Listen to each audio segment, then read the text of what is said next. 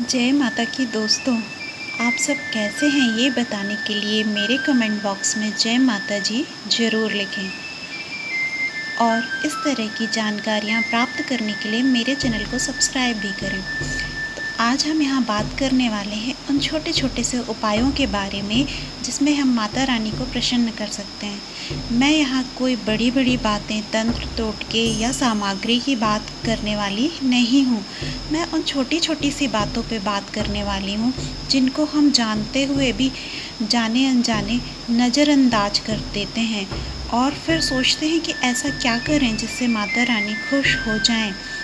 तो चलिए जानते हैं छोटी से छोटी बातों को। तो चलिए शुरुआत करते हैं।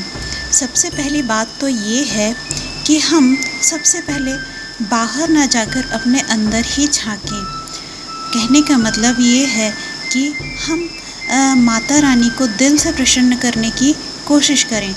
मतलब कि इसके लिए हमें अपने हृदय को साफ करना होगा और हमें दूसरों के प्रति अपने मन से ईर्ष्या, द्वेष, लालच या दूसरे के प्रति किसी भी प्रकार की बुरी भावना को अपने हृदय से निकालना होगा।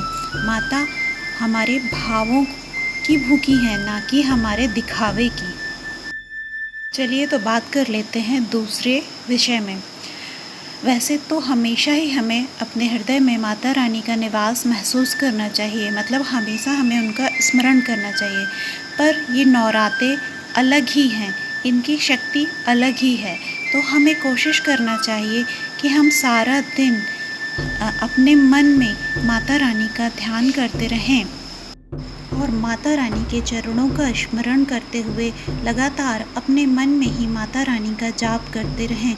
इससे सरल उपाय मैं नहीं सोचती कुछ और हो सकता है माँ को प्रसन्न करने का। चलिए बात कर लेते हैं तीसरे आसान उपाय के बारे में। तो तीसरा आसान उपाय ये है कि माता रानी को लाल रंग के पुष्प बहुत ही ज़्यादा प्रिय हैं, जिसमें से आपके गुड़हल का प्रिय पुष्प तो सबसे ज़्यादा अत्यधिक प्रिय है। तो हम कोशिश करें कि माता को ये लाल पुष्प अर्पित करें। हो सके तो यदि हमारे घर पर लाल पुष्प उपलब्ध हैं तो उनकी माला बनाकर हम माता को पहना सकते हैं। साथ ही साथ इस बात का ध्यान रखें कि चूँकि माँ को लाल रंग विशेष प्रिय है, तो पूजा करते वक्त हम लाल वस्त्र धारण करें। सुहागिन महिलाएं श्रृंगार के साथ माँ का पूजन करें तो अति उत्तम है। और जब बात आती है माँ की प्रिय वस्तुओं की, तो माँ को शहद अत्यंत प्रिय है। तो आप कोशिश करें कि माँ को शहद का प्रसाद लगा सकें। साथ ही साथ भोग में मीठे प्रसाद बना के माता को अर्पित करने का प्रयास करें। अपने हाथ से घर पे शुद्धता के साथ बनाएं तो और भी ज़्यादा अच्छा होगा।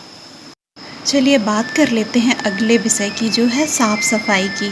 तो साफ़ सफाई अनायास ही ऐसा विषय है कि यदि हमारा घर साफ़ है तो आप अपने आप ही एक पॉजिटिव, एक अच्छी भावनाओं का अनुभव करते हैं।